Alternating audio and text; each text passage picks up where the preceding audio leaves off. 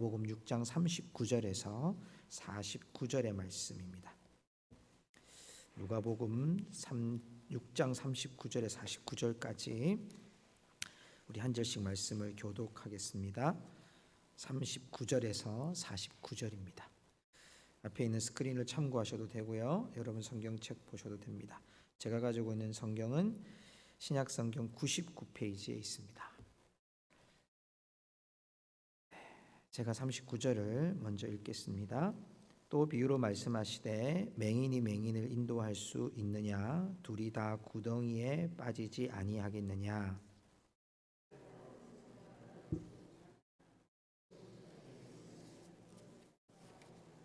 어찌하여 형제의 눈 속에 있는 티는 보고 내 눈 속에 있는 들보는 깨닫지 못하느냐?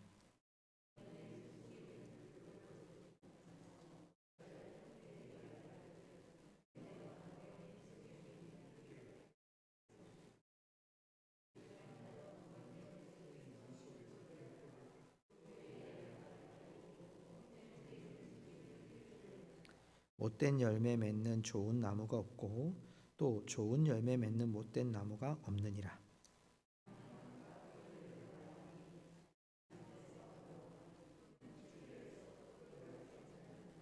선한 사람은 마음에 쌓은 선에서 선을 내고 악한 자는 그 쌓은 악에서 악을 내나니 이는 마음에 가득한 것을 입으로 말함이니라.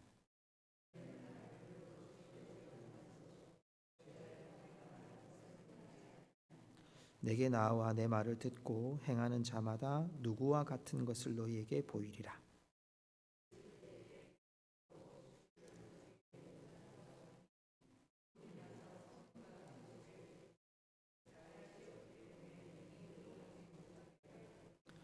49절 같이 읽도록 합니다.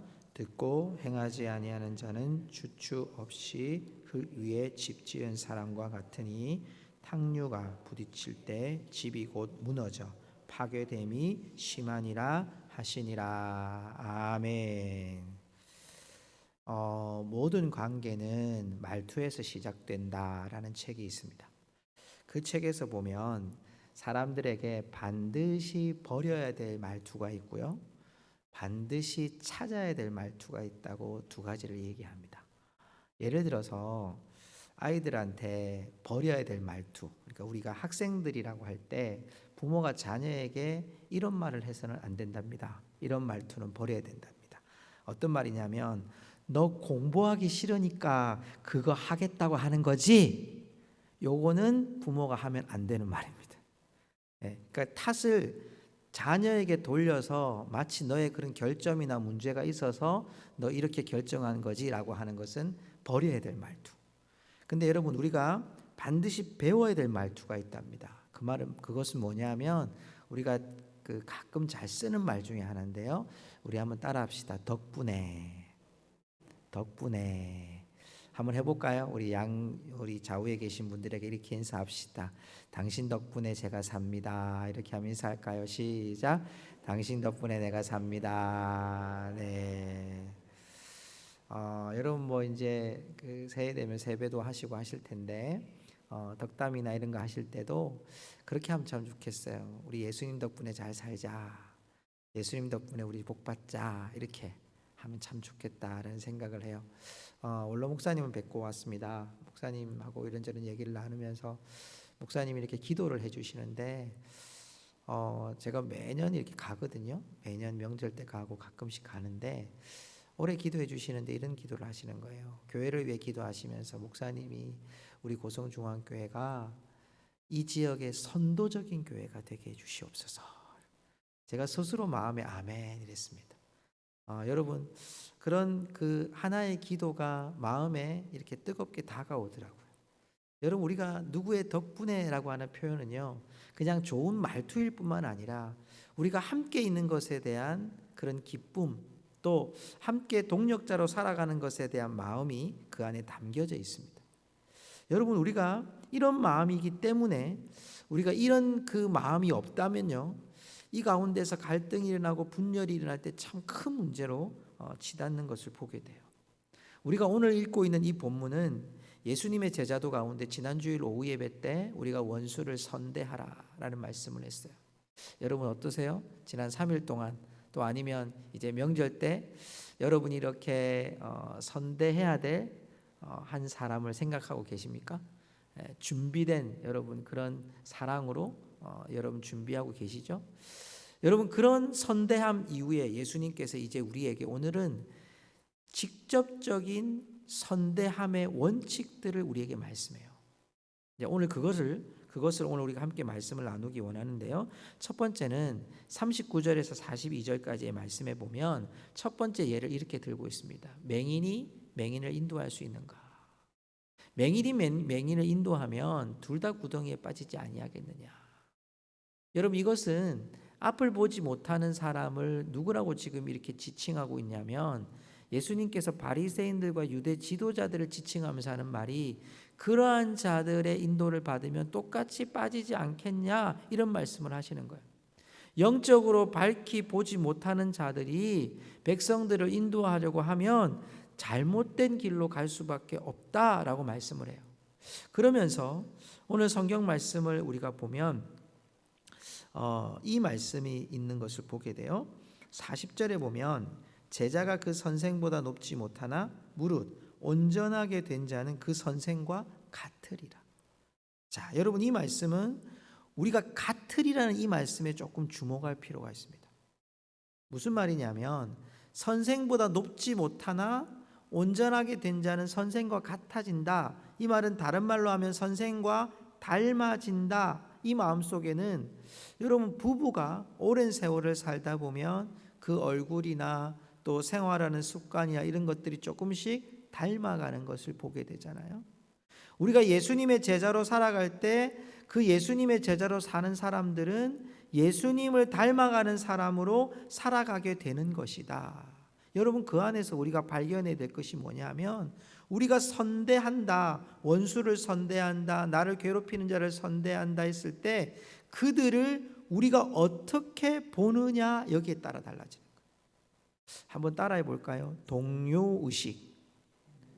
동료의식. 예, 이게 무슨 뜻이냐면 여러분 우리가 너하고 나하고 다르지 않다 이런 뜻이거든요. 그런데 이게 여러분 우리가 선대한다고 했을 때의 의미 속에는 이 동료의식이 있어요. 무슨 뜻입니까? 내가 너하고 이렇게 이야기를 할 때 지금 선대하는 것은 내가 너보다 우월한 존재가 아니라 내가 너와 함께 있는 자로서 너에게 지금 이야기한다. 여러분 이게 우리의 선대함의 첫 번째 원칙이에요. 그 안에 나오는 하나의 예가 뭐냐면 오늘 예수님께서 티와 들보에 대한 이야기를 합니다. 한번 보실까요? 우리 성경으로 잠깐 돌아가서 보면 41절에 형제의 눈 속에 있는 티는 보고 내 눈 속에 있는 들보는 깨닫지 못하느냐? 자, 이 말씀을 우리가 잘못 해석하면 우리가 마치 이렇게 생각해요. 내 눈에 있는 들보는 못 보고 형제에 있는 티는 보고 있구나. 그러니까 너는 하면 안 돼. 너 안에 있는 게 더 커. 여러분 이런 의미 속에서 성경이 말하는 게 아니에요. 이 본문은 여러분 들보가 무엇입니까? 기둥하고 사이를 연결해 주는 게 들보입니다. 쉽게 말해서 티는요. 여기 나오는 티는 우리가 요만한 요런 티를 말하는 게 아니라 나무 조각을 말하는 거예요. 그러니까 이걸 지금 보면서 하는 말이 크기에 따라 지금 이야기하는 것이 아니라 이 말씀은 선대함을 원수를 사랑함을 나를 괴롭히는 사람들을 어떻게 잘 대하느냐의 원칙 속에 첫 번째 보면 그들의 티를 보면서도 내 눈 속에 있는 들보를 보지 못하느냐 이 말은 형제를 바라볼 때 우리 안의 관계 속에서 죄의 크고 작음이지만 결국 연결된 이 문장에서 보면 우리의 위선적인 모습들을 지금 표현하는 한 구절이에요. 자, 우리가 본문 말씀 중에 오늘 성경 말씀 중에 한 구절을 같이 읽었으면 좋겠는데 갈라디아서 6장 1절을 우리 같이 한번 읽어봤으면 좋겠습니다. 우리 한번 화면을 보고 같이 읽어볼까요? 갈라디아서 6장 1절 시작. 형제들아 사람이 만일 무슨 범죄한 일이 드러나거든 신령한 너희는 온유한 심정으로 그러한 자를 바로잡고 너 자신을 살펴보아 너도 시험을 받을까 두려워하라. 아멘. 이게 우리의 동력자 의식이에요. 동료 의식이 여기에 나와요. 무슨 말씀이냐면 여기에 보십시오. 만일 무슨 범죄한 일이 있거든 신령한 너희는 온유한 심정으로 그러한 자를 뭐 하라고요? 바로잡고. 자, 우리가 선대하고 우리가 그들을 섬기는 것에 대한 기준은 어디에 있어야 되느냐? 그들을 바로잡는 데 있어야 됩니다. 비판하고 판단하고 그 사람들은 나보다 못한 사람이고 비교해서 나는 그 사람보다 우월한 사람이다 라고 판단하는 것은 잘못된 거라는 말이죠. 그 사람을 바로잡기 위해서 하는데 그러면서도 두려워야 될 것이 뭐냐? 너 자신을 살펴보아. 너도 시험을 받을까 두려워하라. 결국 여러분 우리는 다른 사람을 책망하거나 그들을 비판하거나 그들을 심판하기 위해서 세워진 자들이 아니라 그들을 바로잡기 위해서 우리가 선대함으로 그들 가운데 나아가는 거예요. 왜 우리가 착한 마음으로 선한 양심으로 온유한 심정으로 그들에게 나아가야 됩니까? 이유는 하나인 거예요. 그들을 바로잡게 하기 위해서. 우리 그리스도인들이 이 세상에 구제를 하고 선교를 하고 또 착한 일을 많이 하는 정말 선행을 많이 해야 될 이유 중에 하나가 뭐냐면 그들 안에 있는 하나님에 대한 그릇된 생각들 또 교회에 대한 잘못된 생각들을 우리가 주 안에서 바로잡아 줘야 될 필요가 있는 거예요. 여러분 그러할 때에 우리 안에서 마치 나는 예수 믿는 사람이니까 구원받고 하나님 나라 가는 사람이고 너희는 저주받았고 지옥 갈 백성들이다 이렇게 판단하고 가는 것이 아니라 저들도 하나님을 바로 알고 돌이켜서 바로잡게 하기 위해서 우리가 그들 존재 가운데 있는 거예요. 우리가 여러분 이런 물론 요즘에 이제 명절이라 이번 명절을 그렇게 다 모일 수 없는 상황이지만 형제들 안에 보면 꼭 예수님을 믿지 않은 사람들이 분명히 존재하고 있어요. 또 그분들이 가만히 있기만 해도 괜찮은데 꼭 이런 시간이 돼서 우리가 만나야 되고 또 이렇게 교제를 해야 되면 꼭 같이 밥상을 앉아서 기도하는 것도 말을 하고 꼭 그런 걸 시험하기 위해서 술잔을 올려놓기도 하고 또 요즘에 일어나는 이런 교회에 대한 이야기들을 얼마나 많이 잘 들었는지 그걸 또 하나하나 다 이야기를 하고 그러면서 우리의 마음을 막 후벼 파는 경우들도 상당히 많잖아요. 여러분 그런 때에도 여러분 저와 여러분의 가정과 가문 속에 그런 사람들이 꼭 있습니다. 아니면 그런 분들이 다수이고 여러분들이 한두 명일 수도 있어요. 그런데 하나님께서는요 우리를 그 가운데 보내신 이유가 뭐냐면 그러한 가운데서 우리가 무슨 변론을 잘하거나 말을 잘하거나 지식이 뛰어나거나 엄청난 이야기를 해도 다 반박할 수 있는 능력을 가졌거나 그래서 그곳에 있게 하는 게 아니라 우리가 온유한 심정으로 그들을 바로잡음을 통해서 그들을 선대함을 통해서 선행을 베풀음을 통해서 그들 안에 정말 믿음의 방향이 무엇인지를 바르게 알고 깨닫게 하는 것. 우리가 여러분 얼마나 지식이 있으면 이 땅에 있는 이러한 일들을 다 해석해서 그들에게 교회적으로 신앙적으로 여러분 풀이해 줄 수 있겠습니까? 여러분 우리 가운데서 그러한 마음과 그러한 중심들에 대해서 우리도 온유한 심정으로 그들을 바로잡기 위해서는 우리도 위선적으로 내 안에 있는 들보를 보지 못하고 형제 안에 있는 티만 비판하는 사람이 아니라 나도 내 안에 있는 것을 두려움으로 돌아볼 수 있는 그리스도인이 되어야 된다는 거예요. 이게 선대함의 첫 번째 원칙인 거예요. 내가 그들을 바로잡게 하기 위해 나의 위선적인 행동들을 내려놓고 선한 능력과 선한 손길과 선한 마음으로 온유한 심정으로 내 자신을 돌아보아 두려운 마음으로 하나님 앞에 서는 삶. 이게 선대함의 첫 번째 원칙이에요. 그들을 우리의 함께된 동료로 알고 그들을 바로잡게 하기 위해 내 위선을 버리는 삶. 나는 하나님 앞에서 두려워하는 삶을 살아가는 것, 이게 우리의 선대함의 첫 번째 원칙이에요. 여러분, 우리가 사람의 말투라는 것은요, 성향이라는 게 있습니다. 태생적인 성향이 있고요, 관계적인, 환경적인, 또 신앙적인 차이가 다 있습니다. 그런데 우리가 해야 될 것은 뭐냐면 결국 우리의 마지막 종착역은요, 그들의 믿음의 방향을 바르게 옮겨서 가게 하는 거예요. 방향을 바르게 가게 하는 거예요. 우리가 다 변화시킬 수 없어요. 그런데 방향을 그 방향으로 돌이키게 하는 거예요. 그게 하나님의 온전하신 뜻이라는 거예요. 두 번째, 이 선대함의 중심은요, 두 번째 원칙은 마음에서부터 시작된다는 거예요. 오늘 성경 말씀 43절로 한번 가볼까요? 43절에 보면 우리 43절을 한번 같이 읽어볼까요? 43절 같이 읽겠습니다.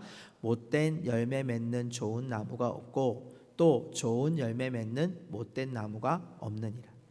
자, 여러분, 이 말씀은 44절하고도 연결돼 있죠. 나무는 각각 그 열매로 아나니 가시나무에서 무화과를 또는 찔레에서 포도를 따지 못하느니라. 이게 뭐죠? 뿌리가 뭐고 그 나무의 근원이 뭔지를 알면 그 근원이 대로 나온다는 거예요. 무화과 나무는 무화과 나무가 나오고 포도나무는 포도나무가 나와야 그게 맞는 거다. 이 얘기는 여러분 43절과 44절의 얘기를 묶어서 얘기하면 열매로 그 삶을 알게 된다, 이런 뜻이 되는 거죠. 나무가 기대하는 열매와 다르게 나타날 수가 없다. 그 뿌리는 포도나무의 열매이면 포도나무 열매가 맺히고 또 감람나무이면 감람나무 열매가 맺히는 거다. 결국 우리의 삶에서 드러나고 있는 삶의 열매는 어디서부터 나왔느냐? 우리 마음에서부터 드러났다. 45절 읽어볼까요? 45절 같이 읽습니다. 선한 사람은 마음에 쌓은 선에서 선을 내고 악한 사람은 그 쌓은 악에서 악을 내나니 이는 마음에 가득한 것을 입으로 말하며. 결국은 여러분, 우리의 선대함의 시작이, 뿌리가 마음에서부터 시작되는데 우리가 조심해야 될 게, 두려워야 될 게 뭐냐면 내 마음에 가득한 것으로 입으로 말한다는 거예요. 그러면 내 마음에 무엇으로 가득해 있느냐에 따라서 내가 진정한 선대함이, 원수를 사랑함이, 나를 괴롭히는 자를 정말 오른뺨을 떼며 왼뺨을 대주는, 또 속옷을 달라면 겉옷까지 줄 수 있는 그것은 어디서부터 뿌리가 시작돼야 되냐? 내 마음의 뿌리에서부터 시작돼야 된다. 형제보다 내가 우월하다나, 내가 지식이 높거나, 내가 이거 하고 나면 또 이게 했으니까 내가 받고, 이런 사랑이 아니고 참 사랑은 어디서부터 나온다는 겁니까? 내 마음에 쌓은 선에서, 내 마음에 무엇을 쌓고 있냐에 따라서 내 입의 열매로, 내 삶의 열매로 결국 드러난다는 거예요. 성도 여러분, 우리의 열매가 어떠합니까? 이 시대는요, 실력을 참 귀하게 여기는 시대입니다. 스포츠나 경쟁 사회에서만 필요한 것이 아니고요.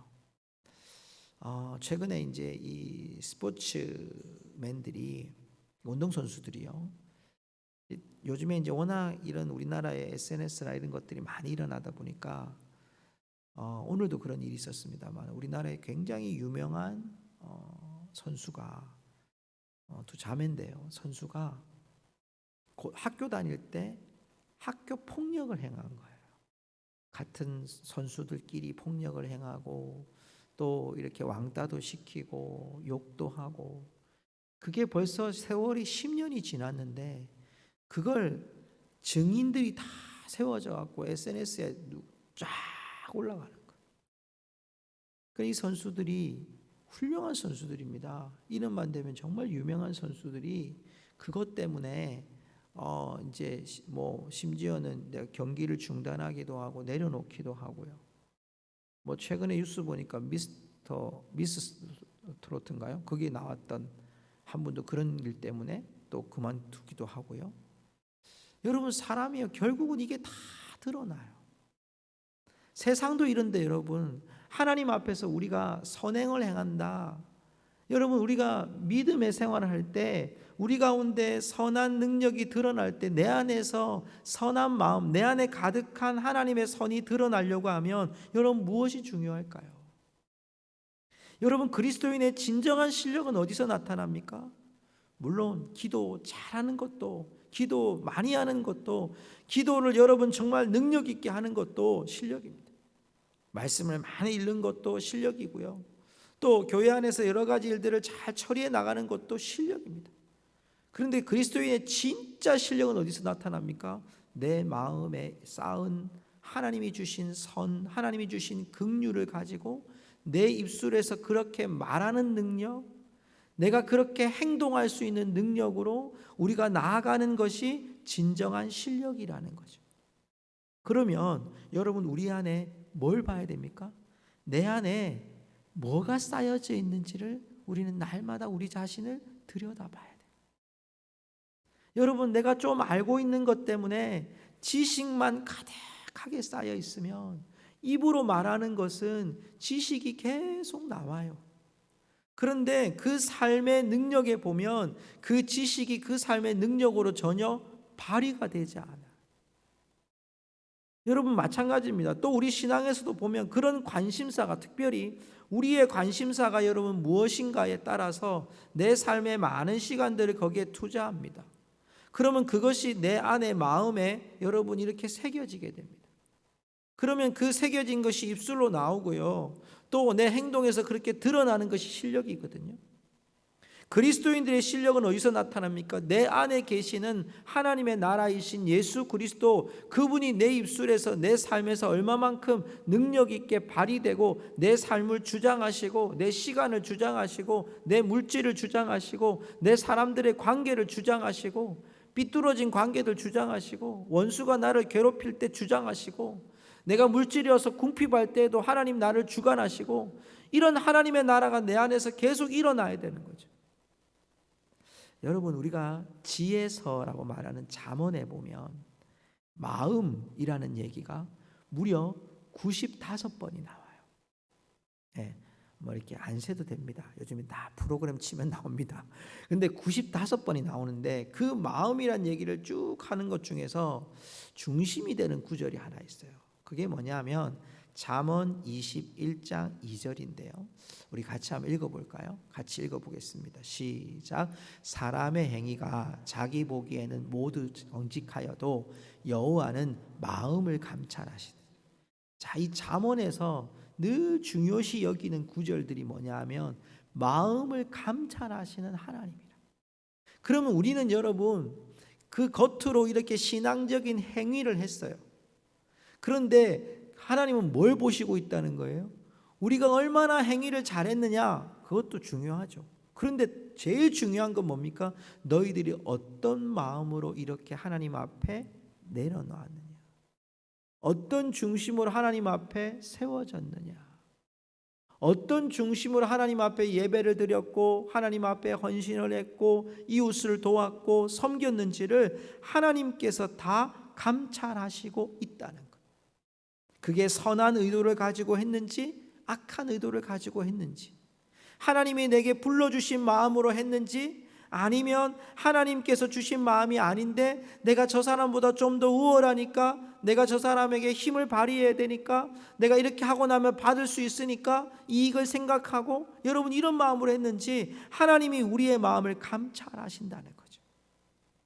성도 여러분, 선대함의 두 번째 원칙은 하나님이 우리를 감찰하시는 것을 기억하고 내 마음에 여호와께서 주시는 긍휼을 채워가는 것. 로마서 5장에서 분명히 말했어요. 하나님의 성령이 우리에게 하나님의 사랑을 부음받으셨다. 여러분, 우리 안에 하나님의 사랑이 날마다 채워지도록 간구하고 하나님의 사랑이 깃들여져 있는 말씀 앞에 서서 여러분 주님의 사랑을 날마다 공급받으시기를 주의 이름으로 축복합니다. 그게 우리가 여러분 지금 내 안에서 능력 있는 그리스도인으로 사는, 실력 있는 그리스도인으로 사는 하나의 원칙이 되는 거예요.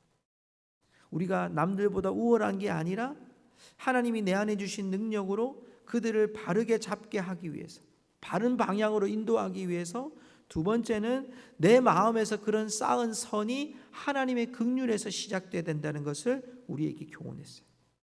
마지막으로 세 번째는 선대함은요, 마음으로부터 결국 삶의 행동으로 옮겨집니다. 자, 오늘 46절 이하의 말씀에 보면 이런 말씀이 나오죠. 46절에 보니까 너희는 나를 불러 주여 주여 하면서도 어찌하여 내가 말하는 것을 행하지 아니하느냐. 이게 지금 첫 번째, 이거 주제인 거예요, 주제.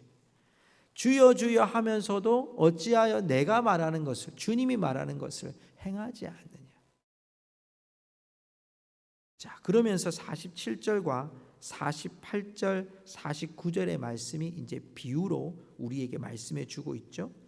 어떻게 말씀합니까? 48절에 보니까 집을 짓되 깊이 파고 주추를 반석 위에 놓은 사람과 같으니 큰 물이 나서 탕류가 그 집에 부딪히되 잘 지었기 때문에 능히 요동하지 못하게 하였거니와. 자, 이게 비유를 이야기합니다. 그럼 49절은 뭐라고 되어 있을까요? 자, 우리 읽어볼까요? 49절 시작. 듣고 행하지 아니하는 자는 주추 없이 흙 위에 집 지은 사람과 같으니 탕류가 부딪힘에 집이 곧 무너져 파괴됨이 심하니라 하시니라. 자, 여러분 여기에 차이는 뭡니까?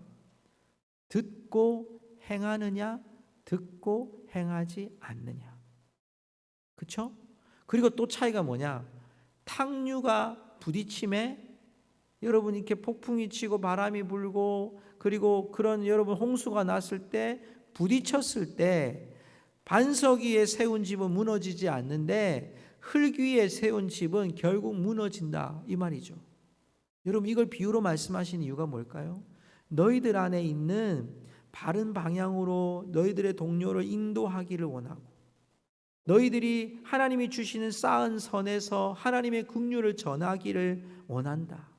그런데 그것이 너희들 안에서 정말 하나님이 주신 이 선한 능력이 하나님이 주신 이 긍휼이 하나님의 나라가 예수 그리스도의 이름으로 살아가는 우리들이 우리의 삶에 이 말씀을 행하는 반석을 치는 삶, 그러므로 말미암아 능력을 발휘하는 삶을 살아가야 너희들이 선대함으로 말미암아 열매를 맺을 수 있다. 아무리 들어도 듣고라고 되어 있죠. 오늘 말씀 듣고 행하지 아니하는 자는 여러분 뭐가 달라요? 다 들었단 말이에요. 다 들었는데 듣고 반석 위에다가 여러분 집을 짓느냐 아니면 주추 없이 흙 위에다가 여러분 집을 짓느냐 이것의 차이라는 거죠. 여러분 이것은 우리에게 무엇을 교훈하고 있습니까? 우리에게 작년에 그런 게 있었어요. 작년에 어느 뉴스에서 이렇게 명절 되면 여러분 워낙 이렇게 우리나라는 이렇게 격식 문화 이런 게 좀 많이 필요하다 보니까 선물을 하거나 이렇게 하면 이 포장 문화가 우리나라한테 엄청 많아요. 그래서 언제부터인가 우리나라에 그 뭐 과일 세트든 무슨 세트든 다 여러분 무슨 보재기 합니까? 네, 황금 보재기를 다 해줍니다. 아마 집집마다 황금 보재기 다 있으실 것 같아요. 네. 그죠? 그 보재기만 쌌으면 다행인데 그 안에 여러분 박스는 어떨까요? 우리나라가 너무 박스를 많이 싸가지고요. 지금 올해는 박스가 정말 모자랄 정도로 많답니다. 박스를 이렇게 지금 뭐 미리 하지 않으면 없을 정도로 힘들었다고 얘기해요. 그만큼 여러분 포장이라는 건 그래서 이렇게 그 뉴스에서 뭘 얘기했냐면 포장지를 다 떼내니까 정말 볼품 없었다는 거예요. 너무 포장을 화려하게 해가지고 막 박스 안에다가 탁탁탁 넣고 했는데 그걸 다 빼보니까 별로 없었다는 거예요. 여러분 우리가 이러면 안 된다는 거예요. 우리의 믿음과 우리의 신앙이 겉으로 보면 포장지를 너무 잘했어요. 막 황금 보자기에다가 큰 여러분 종이 박스에다가 여러분 또 그 안에다가 또 뭐 과일들은 또 어떻습니까? 그 안에 또 종이를 싸는데 종이 색깔도 어떻습니까? 화려한 막 색깔들을 다 넣고 하는데 어제 제가 뉴스 보다 깜짝 놀랐어요. 어느 대기업에서 선물로 과일 선물 세트를 쫙 뿌렸는데 그 선물 세트를 열어봤더니 경악을 금치 못하는 막 벌레가 나오고 막 되게 오래된 뭐 과일들이 나오고 썩은 게 나오고 뭐 이랬다며. 여러분 우리가 포장된 믿음이 되어서 되겠습니까? 여러분 오늘 말씀처럼 우리가 막 믿음으로 산다 그러고 또 이렇게 선한 능력을 가지고 우리가 선대하며 살겠다고 얘기하지만 결국 우리의 삶이 바른 방향으로 인도하지도 못하고 또 내가 다른 사람보다 조금 더 우월하다는 것 가지고 우리가 마치 이렇게 막 크게 이야기하지만 결국 내 마음의 의도는 이 신앙의 의도가 그렇지 못한 모습들이 보여지고 결국 삶으로 전혀 옮겨지지 않는 포장만 정말 잘 돼 있는 그런 믿음이 되면 어떻게 되겠습니까? 오늘 주님은 우리에게 이것을 교훈하시면서 우리가 정말 선대함으로 원수를 사랑하고 이웃을 사랑하는 삶은 우리가 함께 하는 의식을 가지고 그들을 바른 방향으로 인도하고 내 마음으로부터 선을 쌓고 그 쌓은 선으로 인하여 우리의 행함을 통해 진정성 있는, 정말 우리가 여러분 관심이 있다면 진심을 다해서 그들을 사랑하고 섬기는 행동을 통해 여러분 우리의 삶이 더욱더 주 안에서 풍성해지는 복음, 그 복음을 사실로 믿고 살아가는 우리 성도들이 되시기를 주님의 이름으로 축복합니다. 말씀을 맺으면서 이제 우리 다가오는 가까운 명절만 우리 잠깐 묵상하십시다. 여러분 멀리 가든지 또 계시든지 간에 여러분 안에 이 마음이 좀 있었으면 좋겠습니다. 하나님, 내 안에 정말 내게 있는 가족들이 믿음이 있든지 없든지 주님 내 안에 있는 그리스도의 사랑으로 그들에게 이 사랑을 전달하고 섬기는 행함이 있는 믿음으로 설 수 있도록 도와주십시오. 우리 잠깐 한번 조용히 묵상하며 기도하고 여러분이 정말 함께 좀 이렇게 나눠줘야 될 이 사랑을 정말 더 많이 풍성하게 나눠줄 자가 누구인가, 이거 잠잠히 좀 묵상하고 제가 기도하겠습니다. 같이 기도합시다.